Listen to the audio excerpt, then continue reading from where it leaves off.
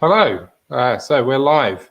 Welcome to episode 309 of the video show. Today we're going to be talking about live events and live videos in general. We've got a guest coming up later on as well, so that'll be interesting. We've got Adam Lovelock from Coconut Creatives talking about their recent live event, Franchise Fest. You may or may not have been there. If you were there, hello, I was there as well. So we're going to be talking about how that went, how we're going to be talking about live events moving from sort of in-person to online, and if that's a viable alternative. Should you postpone till next year? Should you just cancel altogether? Or should you move your event online? We're going to be looking at how you can go about doing that and what we did in terms of Franchise Fest as well. So firstly, I thought I'd talk about the difference between sort of, for me, like making these live videos in terms of being like these live videos for you here. Firstly, like when I pre-record the video show, it's a lot easier to sort of get my flow and to talk. And I don't think I'm quite there yet in terms of talking in front of camera for a live video, but hopefully I'm working through it. I'm going to get a flow to it. We're sort of adding stuff to it all the time. I've got the opening credits for it today, which is quite good. We've got a pre-recorded interview, which we're bringing into it. So over the next few weeks, hopefully I'm going to keep developing this live version of the video show alongside the pre-recorded version as well. So let's get right into it. Let's talk about online events versus sort of real in life events as well. So why are we sort of having to turn to this as an alternative?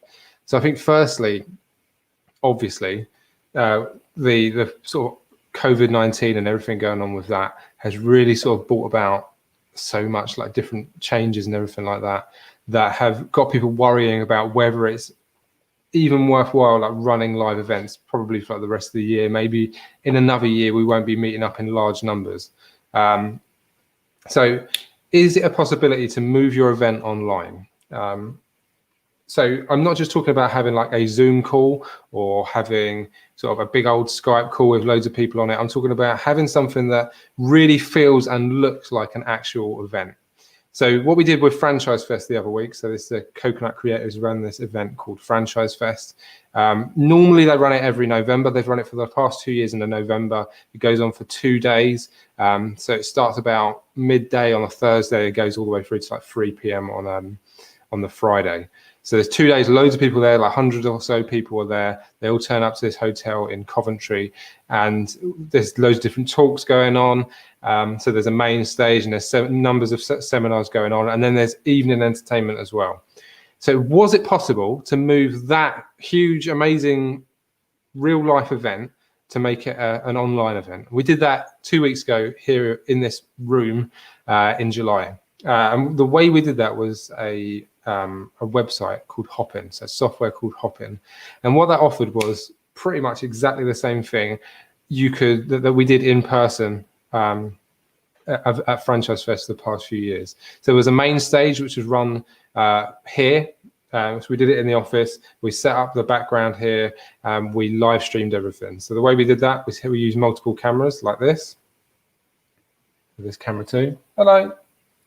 And there's couch cam behind me as well. So we set up multiple cameras and we live streamed the whole event from the office here. And that was the main stage. And then we had speakers coming in throughout the day, so they would sort of join in on the main stage, and then we'd let them sort of get on with it and sort of disappear into the background and watch them as they went on. So we were in charge of the main stage, and then there was other people in charge of the seminars that were going on as well. So there's multiple people throughout the day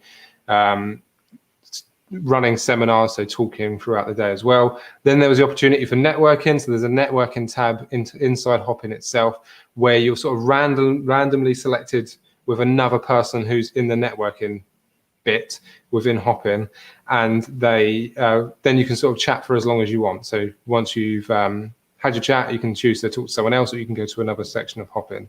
So it's a little bit like chat roulette. If you've ever been on chat roulette, it randomly selects somebody else who's also in the networking section, and then you can just you can talk.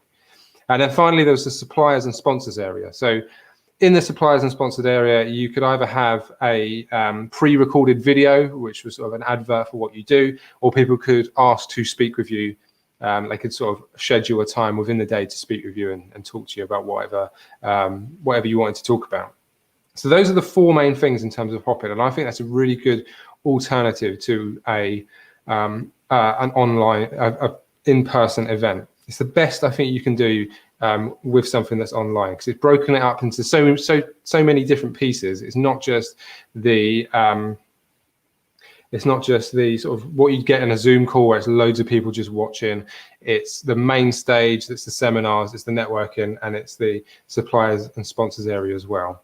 I'm not saying it was easy. It was very stressful to run that day. I was sort of running the main stage alongside Adam, and there was other people running bits of the main stage as well, and other people running the seminars as well. So there's lots of people within the team of Coconut putting that all together.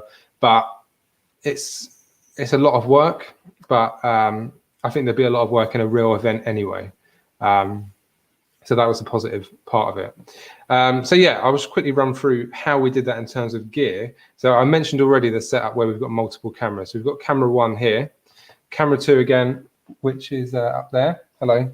And the way I'm switching between these is this A10 mini switcher here. So when we got this for Franchise Fest, I ordered it on the 18th of May, and it arrived on the 21st of July, which was 2 days before Franchise Fest. So everything in terms of putting this all together, in terms of putting all the cameras together, working out all the sound, working out all the lighting, working out all the space that we're going to shoot things in, was purely theory in my head up until 2 days before the actual event. So it took me sort of 2 days putting it all together, hoping the theory worked, and luckily quite a lot of it did. And then the way that sort of connected to my computer here is this Camlink 4K. So it's a HDMI to USB switcher. So what that does, it takes the HDMI output of the switcher here and turns it into a USB input. There it is. Into the computer there. So it just purely just transforms all the cameras that go into there into one input that goes into my computer. I've got one plugged in at the moment, and this is just a spare just in case that one breaks or I lose it or it blows up somewhere. It's good to have a spare for that kind of thing. And then also the sound was very important as well. So we had Sean and Adam talking throughout the day, and they were plugged into these radio mics, these Rode Wireless Go radio mics. So this one is the mic. So you can either use the microphone on the top, but we didn't. We used lapel mics that go into the top of these, and they wore them like probably on the top of their trousers, but I'm not showing you the top of my trousers. It was just sort of it was plugged in, and then it transmits to this transmitter that we plugged into the A10 mini switcher down here. It's all very technical. I'm not sure if you'll find this interesting or not, but I find it quite interesting to sort of go through everything like that. It's a little bit of a different setup I've got today in terms of the microphone. I've got this boom mic here. There we go. Plugged in. It's not going to go up now, is it? There we go. So yeah, I've got the boom mic plugged in there, and then yeah, that's going in for this Zoom H6, and then going into the A10 mini, and all hopefully syncing up. I did a video on it earlier. Watch it on LinkedIn, watch it on Facebook to see how I went through syncing everything up. Okay, so and then we worked out in terms of the settings. So I've got my usual video show set up there. Working on a backdrop for your stage, I think, is very, very important. It makes it look distinctive. If you put effort into making that look good, then it's going to look much more professional than if you were just sort of holding a Zoom meeting with the camera sort of pointing upwards. And yeah, it doesn't look great. If you put effort into making your backdrop look interesting, making it look a bit like you've put some work into it, then it's going to be extremely worthwhile doing that. So let's have a look at this interview with Adam, shall we? So we recorded this a few weeks ago. Adam is a very busy man, so it was good to get this this interview recorded beforehand, because I wasn't sure if he would be available on the day. So it's about a 6-minute long interview, so enjoy listening to it. And it's all about how we put together the talk, the whole of Franchise Fest, and how these online events are going to be very important for people over the next few months when we've got COVID-19 and everything like that. So I will drop out at this point, and let you enjoy the interview with me and Adam. Okay, so Adam, welcome to the video show. Welcome back. You've been on the video show before. Thanks, Mark. Yeah, I think I may have been in the first one of the first like 20 episodes. Yeah, probably. So today we'll talk about Franchise Fest, and what was the thinking behind Franchise Fest and bringing it all online? So Franchise Fest 2020 was meant to be taking place in November this year. And with all the uncertainty around, we got to a point about 2 months ago where we either had to commit to doing the physical event or cancel, essentially. And obviously the commitment to the physical event was a massive cost outlay. It was a bit of a leap of faith because we don't really know where we're going to be in November. So we made the decision that actually it was quite a risk to do the physical event, hence why we looked at other options. And then how did you get the idea through for hopping? Did you have any other plans beforehand, like to host it on Zoom or whatever like that? I think when we made the call not to host Franchise Fest, we didn't necessarily automatically think, well, we're going to do it online. The idea ran through our heads, but I was very conscious that if we were going to do it online, I didn't want it to just be another Zoom call. If we were going to run an online conference, it had to be more than just Zoom. It had to be a really intuitive software where people log in and they stay in the same place all day. They've got options to go to different places.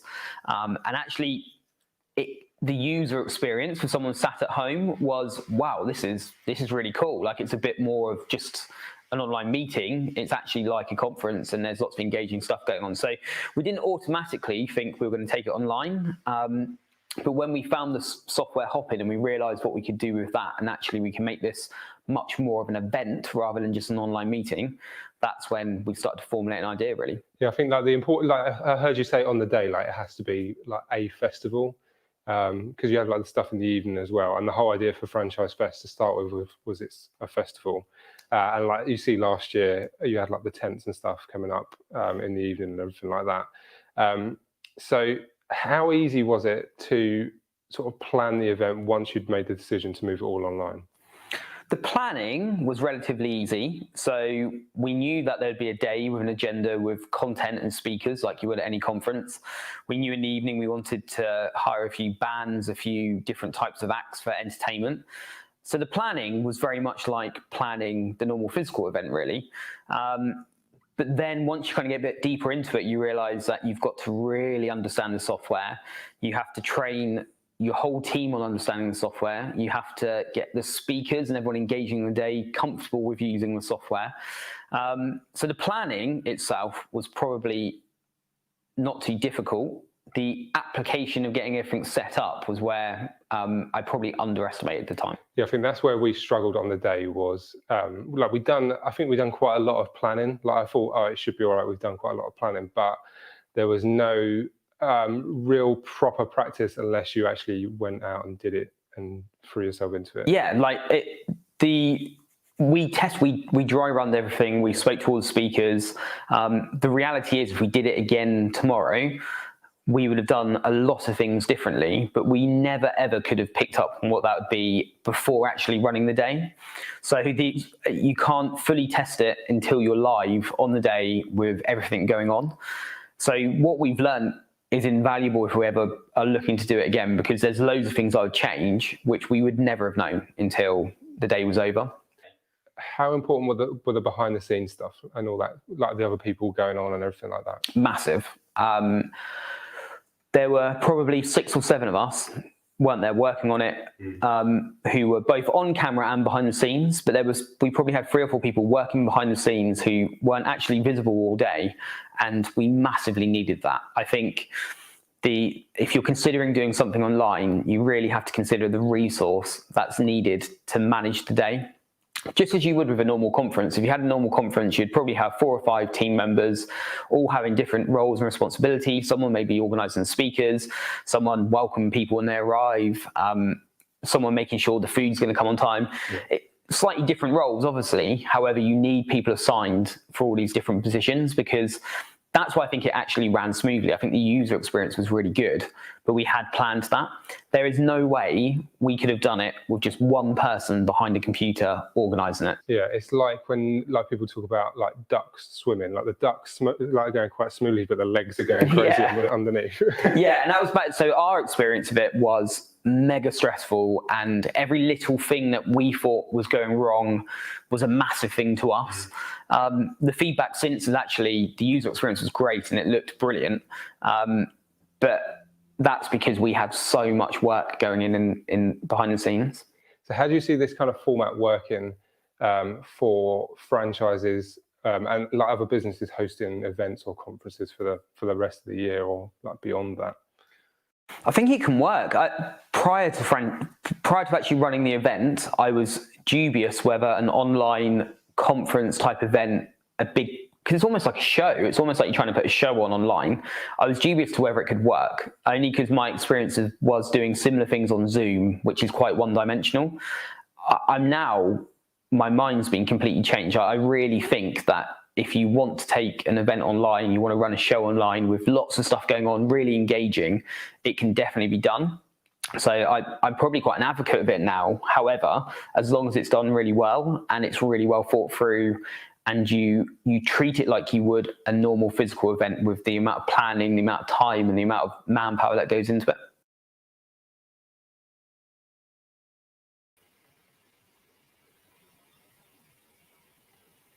Whoa, I'm back. Hello. Yeah, so I think it's really interesting listening to Adam's words there. It does take a lot of effort to put something like this together. And I do think it's worthwhile. Moving your event online is much better than just sort of cancelling it or postpone it till next year. If you can put something together online that's going to be memorable and get everyone engaged and involved in what's going on in the day, I think it's a really good opportunity to just connect again with everybody, make sure everyone's all right, and update everyone in terms of what's going on in the business. Because communication right now, in terms of coronavirus and social distancing, everything's sort of changed over the last few months. So if you can communicate to your staff, your franchisees, whatever, it's worthwhile putting on this event just to make sure that everybody's still in the same boat and everybody knows what the changes are and what they need to start thinking about. So let me know, do you think that online events are a true viable alternative for like these regular events? Will it continue into the future? Is it an option to keep doing this over the next few months, over the next few years? And where can we improve it as well? Obviously, we're trying to improve these live videos as they go as well. So you've seen some improvements as they go today. So if you've got any thoughts on live video, how you've seen live video improve as well, put them in the comments. If you've got any questions about video as well, put them in the comments as well. And if you want to know about how we're putting this together in terms of a product, then just type events in the comments below and we'll be in touch. So that's it for episode 309 of the video show. I'll see you tomorrow for a pre-recorded episode 310, and we'll be back next Wednesday at 5 p.m.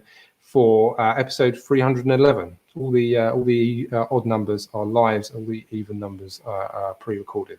So yeah, I'll see you then, and yeah, have a good evening. Thanks for watching. Bye.